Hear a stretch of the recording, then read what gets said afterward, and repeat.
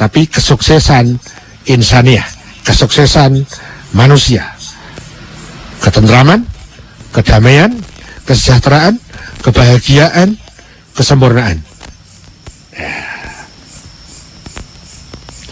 Jadi kalau kita membahas spiritual, itu unsur diri. Kita membahas rasional, itu unsur diri. Tetapi harta benda itu bukan unsur diri. Tidak ada hubungan sebab akibat secara langsung. Sehingga orang yang suci, intelektualnya tinggi, tidak ada jaminan pasti kaya raya. Kecuali kalau masyarakatnya, budayanya baik. Kalau masyarakatnya, budayanya normal.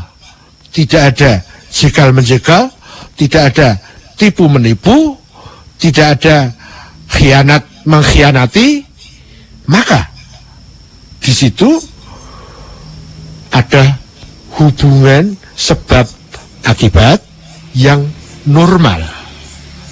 Maka pasti orang yang paling suci dan paling intelektualnya tinggi lah yang paling kaya. Ya, disitulah kemudian berlaku hukum baik dan buruk. Ya, kita mau lebih milih mana? Kaya, spiritual dan intelektual, tapi tidak kaya harta benda, atau kita kaya harta benda tetapi miskin spiritual dan intelektual. Kalau dikaitkan dengan era budaya kekinian, untuk meraih 3 kriteria itu memang sulit. Itu hanya orang-orang spesial yang bisa seperti itu. Ya, tentu itu ada kaitannya dengan budaya lingkungannya. Seorang bisnismen, tapi dia punya komunitas bisnis yang orangnya jujur, amanah, maka bisa dilihat di situ. Yang paling spiritualnya tinggi, yang paling intelektualnya tinggi, dialah yang paling banyak harta bendanya. Ya, tapi itu tidak bisa ditentukan oleh dirinya sendiri. Itu terkait dengan mekanisme sosial, terkait dengan hubungan kemasyarakatan, terkait dengan hubungan antar manusia. Sementara di situ ada yang baik, ada yang tidak baik. Ada orang yang jujur, ada orang yang penipu, ada yang amanat, ada yang khianat. Ya, memang kalau untuk menjadi kaya harta benda itu lebih mudah dengan cara yang sembarang, menghalalkan segala cara. Korupsi itu lebih mudah untuk kaya. Ya, kalau kita ingin punya kekayaan sebanyak para koruptor dengan cara yang jujur, dengan cara yang benar, dengan tetap menjaga kesucian spiritual dan kesucian pikiran, ya sulit. Ya, kira-kira begitu. Maka kita tinggal pilih. Syukur-syukur bisa punya 3 kriteria itu. Tetapi minimal 2 kriteria itu hakimnya ada pada diri kita. Kekayaan spiritual, kekayaan intelektual. Itu keputusannya ada pada diri kita. Tetapi untuk menjadi kaya harta benda itu harus ada akumulasi sebab-sebab dari saya, dari teman bisnis saya, dari lingkungan saya, dari keluarga saya, dari masyarakat saya, dan dari situasi dan kondisi saya. Tidak bisa saya menentukannya sendiri. Tetapi untuk saya mau suci atau tidak spiritual saya bisa tentukan sendiri. Untuk intelektual saya tinggi atau tidak, saya bisa menentukan sendiri. Beda dengan tentang harta benda. Itu yang bisa saya sharingkan. Kalimat tidak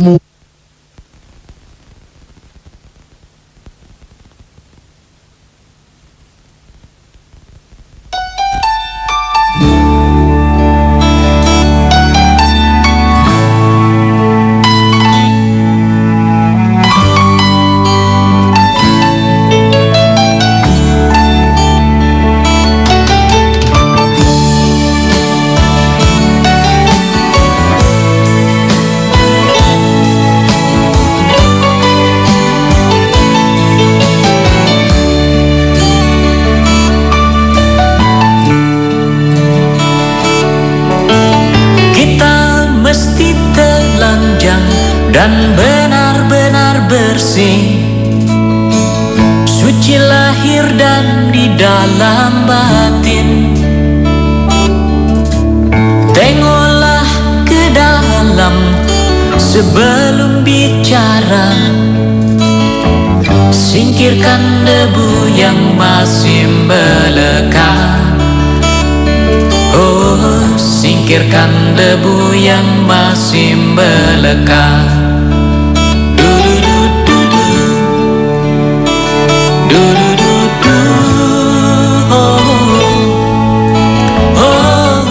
Ya baik, tadi mohon maaf tadi sedikit ada gangguan ya dan terputus dengan Siwo. Halo.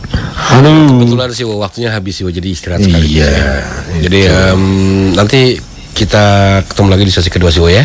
Jadi bisa dihabiskan kopinya dulu Siwo. Monggo Siwo, terima kasih. Assalamualaikum, sampai ke sesi kedua. Waalaikumsalam warahmatullahi. Baik, Tadians, nanti kita lanjut lagi di sesi kedua. Tadi memang agak sedikit terputus ya sambungan dengan Siwo Agus Hidayat. Tapi insya Allah di sesi kedua nanti kita akan mulus berproses menuju kesejahteraan diri bersama Siwo Agus Hidayat sampai jam 22.30 nanti ya kurang lebih. Dan ya, Tadians, silakan Anda bisa mengirimkan SMS di 0818801058. Saya akan seperti biasa, saya dan juga Siwo akan menerima 2 SMS dan 1 penelpon ya. Baik, sebelum kita lanjut ke sesi kedua, kita dengar dulu yang berikut ini. 2030 live and exclusive from the 25th floor of Wisma Nusantara Thamrin. This is the sound of family. Light FM, part of Ramako Group, Mustang FM, Kiss FM, Zoo FM, and Batam FM. The sound of family. All about Light FM, just click www.lightfmjakarta.com. Be part of our family. Just follow our Twitter at LITEFM 105.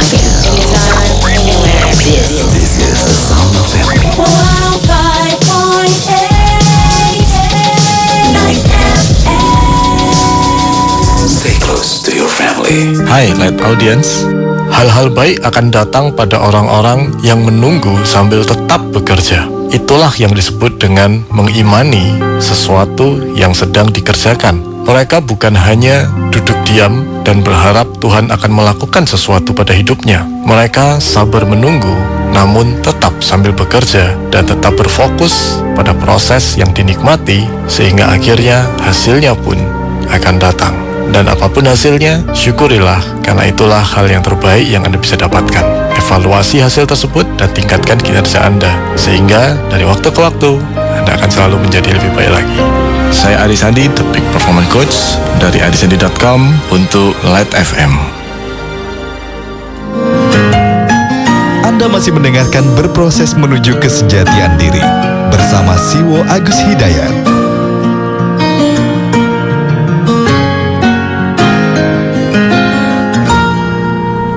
Ya, Assalamualaikum warahmatullahi wabarakatuh. Tadians, kita kembali sharing bersama Siwo Agus Hidayat dalam berproses menuju kesejatian diri.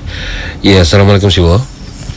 Waalaikumsalam. Baik, kita terima penelpon langsung Siwo ya di 0213983596. Anda yang ingin sharing langsung dengan si Agus, dan di SMS di 0818801058 sudah saya dapatkan 2 SMS, nanti saya bacakan ya. Assalamualaikum. Waalaikumsalam. Dengan siapa ini? Dengan Wawan, Mas Sen. Mas Wawan di mana, Mas? Di Jakarta Timur. Jakarta Timur, silakan Mas. Assalamualaikum. Waalaikumsalam. Apa kabar sih, Wo? Biasa-biasa. Biasa-biasa ya. Mohon sharingnya nih, Wo. Ya. Ada sebuah kasus atau cerita, tapi ini kejadian nyata sih, Wo.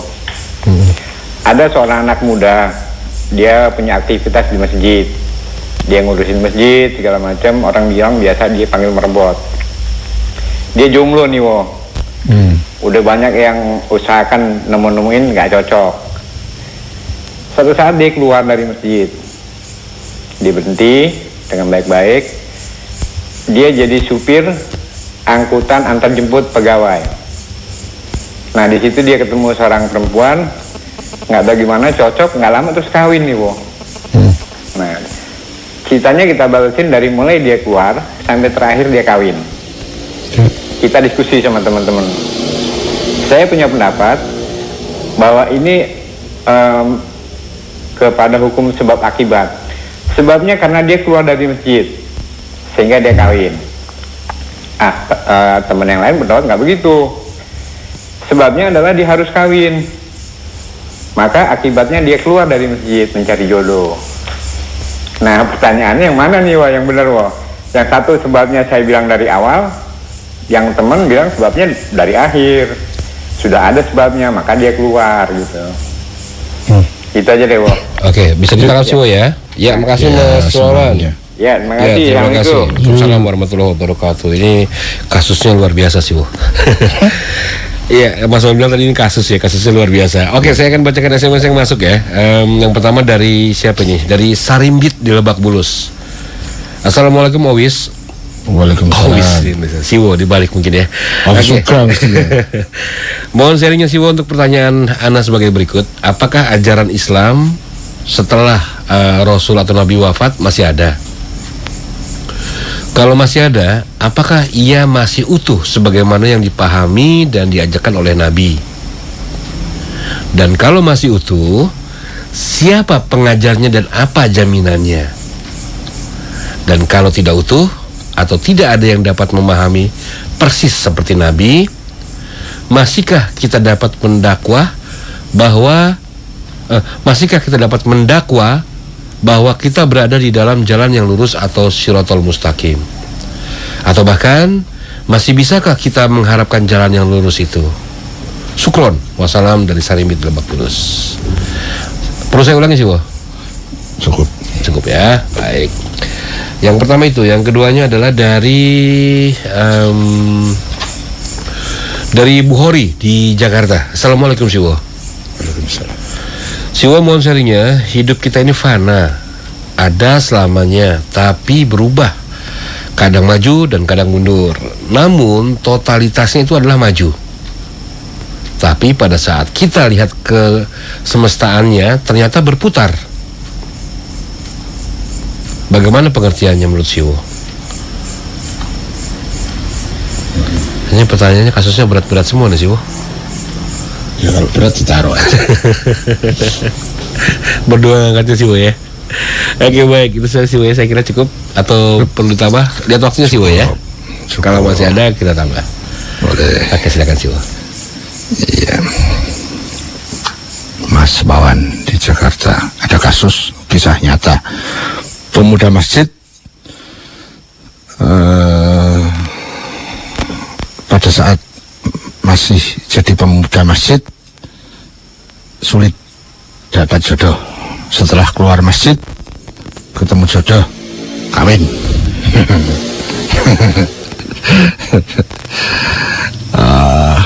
Sebab dia ketemu jodoh karena keluar masjid. Apakah begitu? Sebabnya memang dia harus kawin sehingga dia keluar masjid mencari jodoh. Apakah begitu? Ya menurut saya ya. Kedua-duanya tidak ada hubungannya, tidak ada relevan. Yang pertama, kita perlu membedakan antara suami istri dan jodoh. Tidak setiap suami itu pasti jodoh, tidak setiap istri itu pasti jodoh.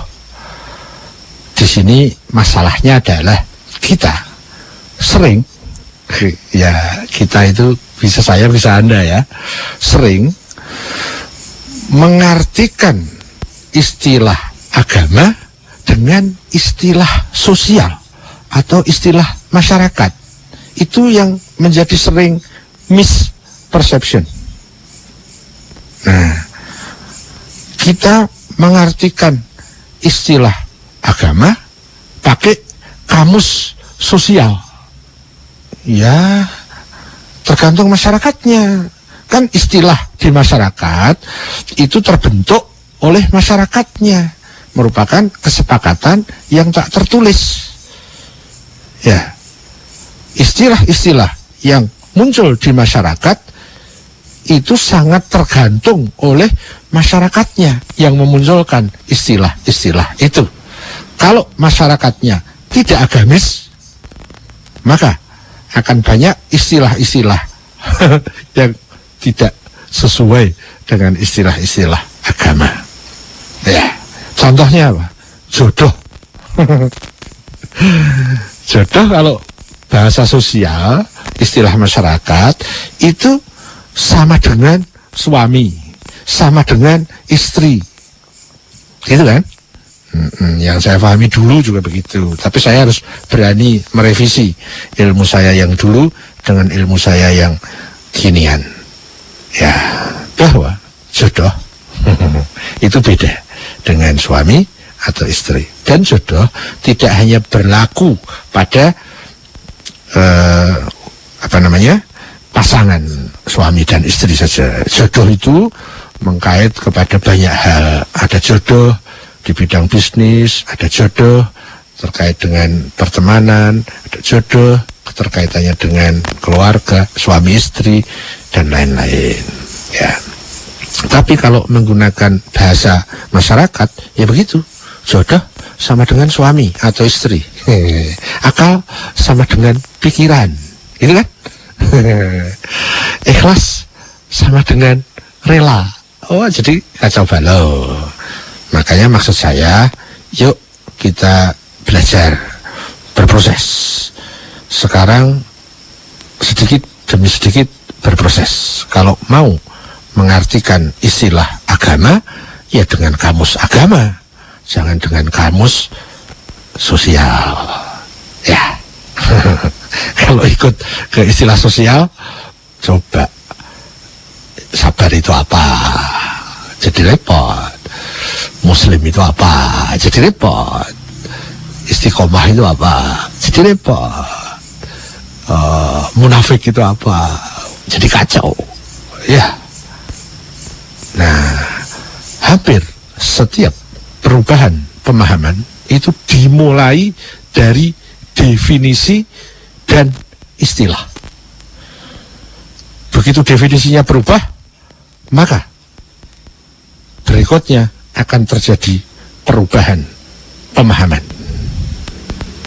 Pada saat makna istilahnya berubah, maka akan diikuti dengan perubahan pemahaman. Sehingga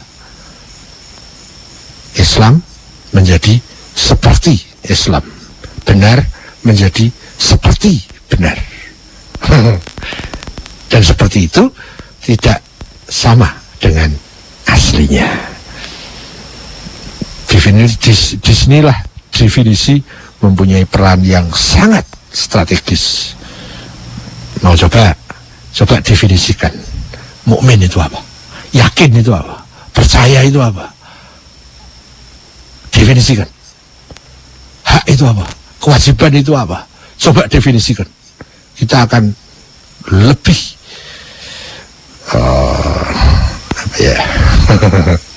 lebih jeli dalam melihat sesuatunya pada saat kita memulai dari definisi. Kafir itu apa? Syirik itu apa? Munafik itu apa? Istiqomah itu apa?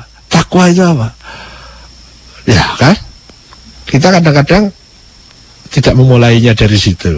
Apalagi kita hanya ikut arus masyarakat. Ya, yang terjadi sesuai mutu masyarakatnya. Ya. Itu kalau dikaitkan dengan jodoh, yang kasus tadi itu tidak relevan. Itu baru mungkin ada relevansinya kalau kita kaitkan dengan nikah, kawin, suami atau istri. Tapi sangat tidak relevan kalau dikaitkan dengan jodoh. Jodoh itu fasilitas istimewa dari Tuhan. Harus dicari, mencarinya harus dengan tujuan yang benar, niat yang benar, cara yang benar. Baru ada link kemungkinan ketemu jodoh. Kalau tidak, ya paling ketemu suami, paling ketemu istri. Ya, kalau cuma cari suami, cari istri, pacaran juga bisa, selingkuh juga bisa, merebut istri orang aja bisa kok, merebut suami orang juga bisa. Toh, ya. Jadi untuk ending ke kawin, nikah, suami istri, ya itu sebabnya bisa sembarang.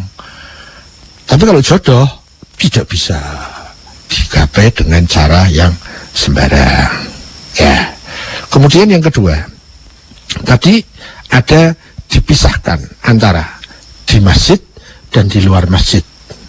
Bukan itu yang menjadikan seseorang itu nilai kepribadiannya diukur. Tidak.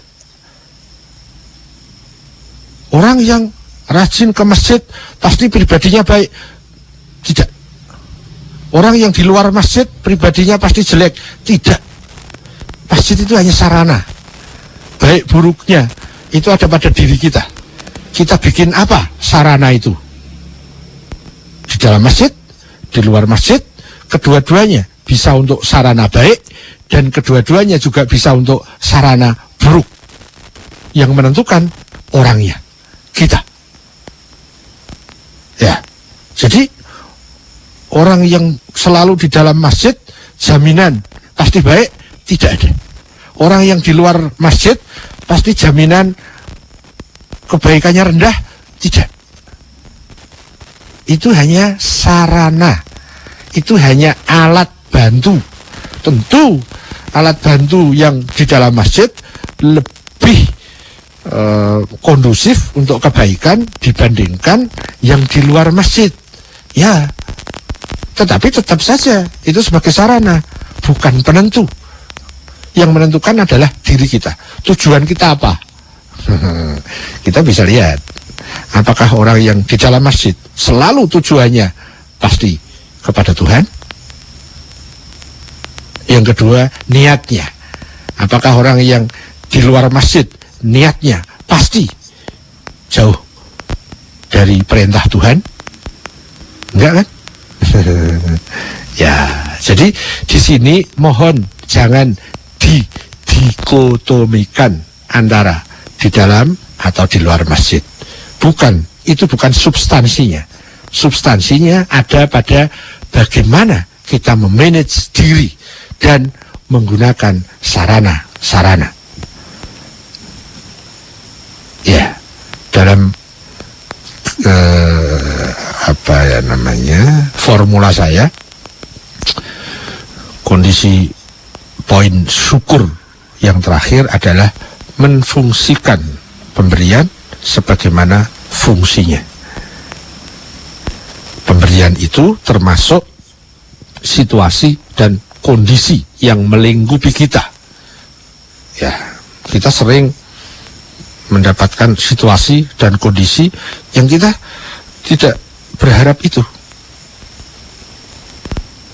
Tiba-tiba kondisi saya begini. Saya lahir di sini, saya punya rumah di sini, saya punya bisnis di situ. Kadang-kadang, bukan kadang-kadang ya, lebih sering itu di luar planning kita. Jadi itu termasuk salah satu pemberian. Kita diberi situasi dan kondisi. Masalahnya adalah apakah kita menfungsikan pemberian itu sebagaimana fungsinya. Apakah saya menfungsikan masjid sebagaimana fungsinya? Apakah saya menfungsikan yang di luar masjid sesuai fungsinya?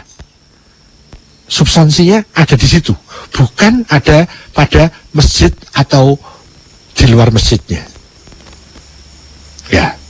Ya, yang proporsional. Pada saat di masjid kita fungsikan masjid sebagaimana fungsinya. Pada saat kita di luar masjid kita fungsikan dia pada fungsinya. Ya, itu yang kedua. Yang ketiga, sebab kenapa seseorang kemudian sampai nikah, punya suami, punya istri. Itu yang menentukan adalah adanya kehendak yang cocok antara laki-laki dan perempuan. Ya, tidak ada sebab langsungnya dari di dalam atau di luar masjid. Itu untuk suami istri, ya. Tapi untuk ketemu jodoh harus menggunakan jalan yang sangat lurus. Tujuannya benar, niatnya benar, caranya benar, baru ada kemungkinan ketemu jodoh. Itu yang bisa saya tanggapi terkait dengan Mas Wawan, dengan kisahnya. Yang berikutnya, Mas Sarimbit, ini nama samaran, saya kenal, apalagi beliau menyebut Owis. Owis juga saya kenal beliau, dan saya akan mencoba memahami beliau. Apakah ajaran Islam setelah Rasulullah SAW tidak ada? Ajaran itu masih ada. Sepanjang yang saya tahu, ajaran Rasul, ajaran Tuhan selalu ada dan terjaga. Itu ada hukum sunatullahnya. Jadi, adakah ajaran Islam setelah Rasulullah wafat? Ada. Kalau masih ada, apakah utuh atau tidak? Itu ada dua. Ada yang utuh, ada yang tidak utuh. Yang utuh ada di bagian tertentu, yang tidak utuh ada di bagian yang lebih banyak. Yang utuh itu ada pada pribadi-pribadi yang luar biasa. Yang di luar pribadi-pribadi itu, maka semakin pribadinya kotor, semakin keutuhannya berkurang. Ya. Kalau yang utuh itu masih ada, itu ada pada siapa? Ada pada figur-figur pemilik sholawat yang sering kita baca bagi yang melaksanakan sholat. Di sana ada Allahumma sholli ala Muhammad wa ali Muhammad kama shallaita ala Ibrahim wa ali Ibrahim wa barik ala Muhammad wa ali Muhammad kama barakta ala Ibrahim wa ali Ibrahim. Atau ada yang menggunakan Sayyidina, Allahumma sholli ala Sayyidina Muhammad wa ala ali Sayyidina Muhammad kama shallaita ala Sayyidina Ibrahim wa ali Sayyidina Ibrahim. Ya, di sana ada figur yang disebut Ibrahim wa ali Ibrahim, Muhammad wa ali Muhammad. Disitulah terletak ajaran agama Allah, bukan hanya Islam, tapi agama Allah. Karena agama Allah bukan hanya Islam, dan utuh ada pada pribadi para pemilik sholawat itu. Apa jaminannya? Ya, jaminannya firman, jaminannya kalamullah, jaminannya wahyu. Hanya itu yang bisa saya ungkapkan. Terus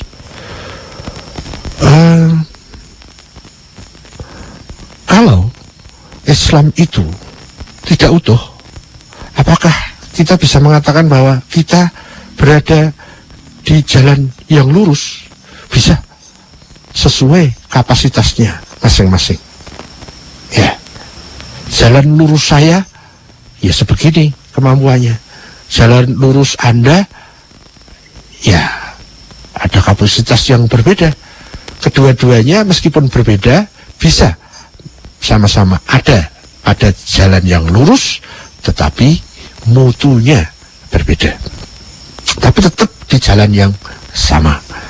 Ya, satu indikasi menurut saya adalah pada pribadi yang terus dia menjaga semangat dan konsistensi berproses. Dialah yang berada dalam jalan yang lurus. Siapapun dia, apapun mereknya, apapun baju dan benderanya, meskipun sekarang masih berbeda-beda, manakala azam, semangat, terus berproses, taati kebenaran yang difahami sekarang, sambil mencari kebenaran yang lebih tinggi, kemudian berpindah kepada kebenaran yang lebih tinggi itu, sambil mencari lagi kebenaran yang lebih tinggi. Taati guru kebenaran yang difahami sekarang, sambil mencari guru kebenaran yang lebih tinggi, berpindah kepada guru yang lebih tinggi, dan terus mencari yang lebih tinggi lagi. Selama konsistensi berproses itu ada, maka meskipun saya, Anda, siapa saja bisa jadi berbeda, tetapi substansinya sama, yaitu menuju Tuhan, menuju kesempurnaan, menuju kebenaran hakiki. Endingnya pasti akan ketemu pada hal yang sama. Minimal kita ada pada track yang benar, di jalan yang lurus. Namun, meskipun sekarang kita sudah bermakom tinggi, bertitel spiritual tinggi, tetapi manakala proses itu mandek, kita tertutup oleh fanatisme, tertutup oleh egoisme, tertutup oleh kesombongan, tertutup oleh egoisme, keakuan, ananiah, asobiah, fanatisme madhab, fanatisme komunitas, fanatisme agama, dan fanatisme yang lain. Apapun kondisinya sekarang, saya ataupun Anda, kalau begitu berarti kita pada track yang salah.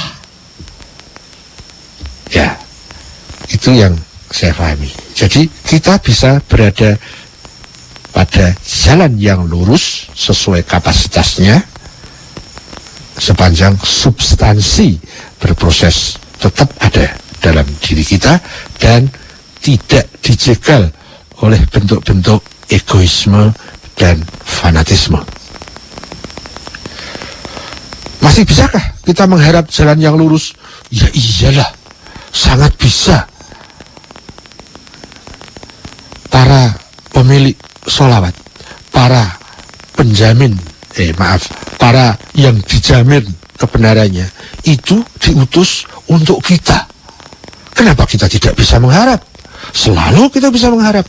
Masalahnya adalah kita menyiapkan diri apa tidak, atau hanya berharap dan berharap tapi tidak menyiapkan diri. Kesiapan apa yang substansial? Kesiapan yang primer adalah kesucian diri, lebih mendahulukan nurani daripada ego, mentauhidkan Tuhan, dan menghambakan diri. Kalau sekedar berharap, ya tinggal harapan. Datangnya pasti kekecewaan. Ya, semakin besar harapan, akan semakin besar kekecewaan pada saat substansinya tidak kita ambil dari substansi harapan-harapan itu. Kalau kita berharap jalan yang lurus, kita berharap ajaran yang utuh, kita berharap ajaran yang ada jaminannya, maka kita perlu menyiapkan diri. Kesiapan terpenting, betul bahwa ilmu itu penting, betul bahwa pengetahuan itu penting. Betul bahwa teori itu penting. Tetapi yang terpenting adalah mensucikan diri. Maka dengan mensucikan diri, kita semakin siap untuk dibawa ke arus kesucian yang lebih tinggi, ke arus ajaran yang lebih orisinal, ke arus figur-figur yang dijamin. Itu Mas Sarimbit. Terakhir, Mas Bukhari, hidup itu fana, kadang naik, kadang turun, kadang maju, kadang mundur, tapi totalitas maju. Tetapi kalau kita lihat lagi ternyata berputar. Bagaimana nih? Ya nggak bagaimana. Iya, kita nggak tahu, itu juga nggak apa-apa. Itu masa depan yang tergantung dari saya saat ini. Toh itu sebuah kelaziman, keseimbangan, kemestian. Ya kita akan masuk ke arus yang sebagaimana sunatullah itu. Ya, hidup fana. Yalah, tidak usah kita pikirin, memang fana. Kadang maju, kadang mundur, tapi totalnya maju. Ya iyalah, gitu kan. Nanti mau linear atau circle, ya biar aja lah. Yang penting adalah saya pada posisi yang benar atau tidak sekarang. Itu yang terpenting. Apakah saya tetap menjaga kesinambungan berproses ini atau tidak? Itu yang terpenting. Yang lain-lain kalau sudah diplot dalam sunatullahnya bahwa alam ini mau maju linear atau circle, ya tahu lebih baik. Tetapi tidak tahu pun tidak apa-apa. Yang penting saya harus benar sekarang dan selalu menjaga semangat berproses untuk lebih benar. Itu kuncinya. Terakhir, pamitan. Iya bro, waktu nanti. Ya sudah lebih 2 menit sih. Oh, lebih 2 menit. Ya wesnya tak balik 2 menit. Ada yang usul nih, Mas Sam. Gimana sih, Wo? Buat di season kedua itu dikasih ruang untuk usul-usul. Ruangnya padahal besar sih, Wo, ya di sini. Iya kan, ruangnya sempit. Kan bisa melalui, kalau untuk usul-usul kan bisa melalui Kalau ditambah usul-usul bisa besuk pribadi sih, Wo. Bisa HPFM. Kalau usul-usul kan melalui HPFM. Yes. Gitu. Iyalah. Ya kita lihat aja apa yang akan terjadi. Terjadilah sih, Wo, ya. Ya? Yang akan terjadilah ya. Iya pasti toh. Mosok yang terjadi nggak terjadi. Yang terjadi ya pasti terjadi. Lah. Teman-teman, mohon pamit. Terima kasih partisipasinya. Mohon maaf kekurangannya. Semoga kita dipersaudarakan dalam selalu bersemangat berproses menuju kesejahteraan diri.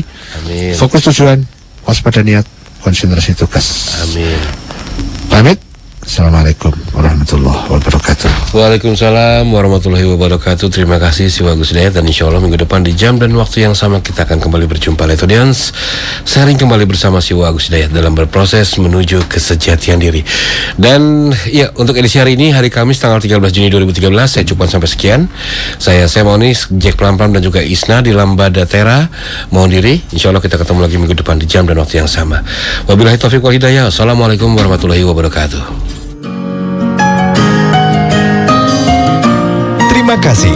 Anda sudah mendengarkan Berproses Menuju Kesejatian Diri bersama pemikir spiritual Siwo Agus Hidayat.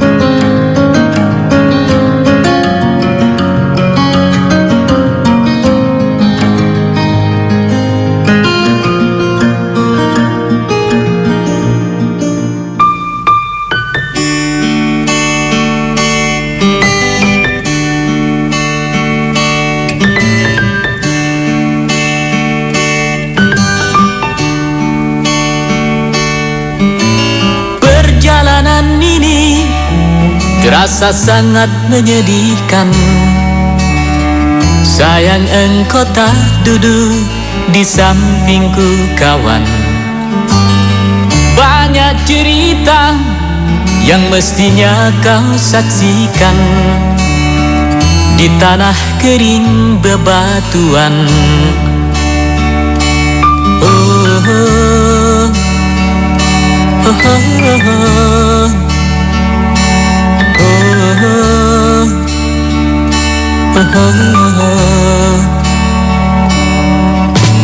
Tubuhku terguncang dihempas batu jalanan.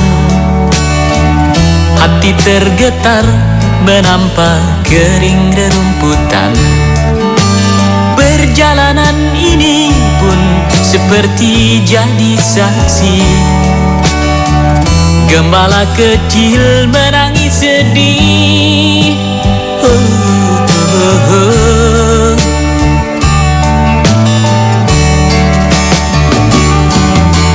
Kawan, coba dengar apa jawabnya ketika ia ku tanya mengapa bapak ibunya telah lama mati ditelan bencana tanah ini. Sesampainya di laut, ku kabarkan semuanya kepada karang, kepada ombak, kepada matahari.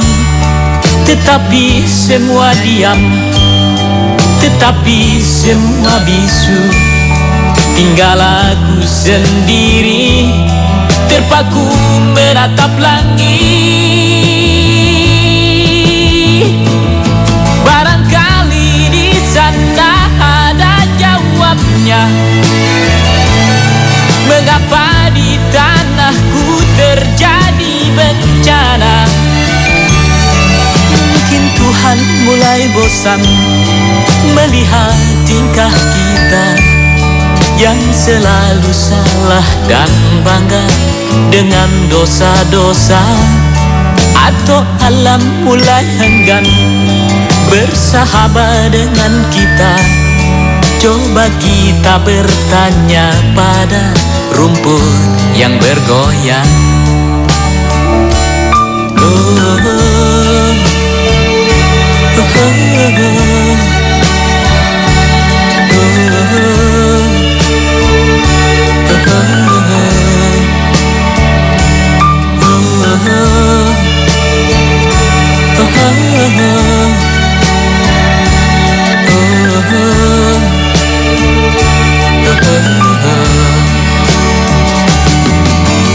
kawan, coba dengar apa jawabnya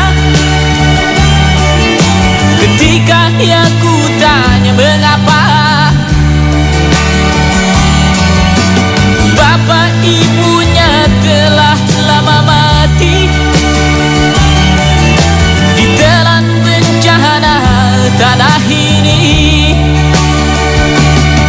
Sesampainya di laut, ku kabarkan semuanya kepada karang, kepada ombak, kepada matahari. Tetapi semua diam, tetapi semua bisu. Tinggal aku sendiri terpaku menatap langit.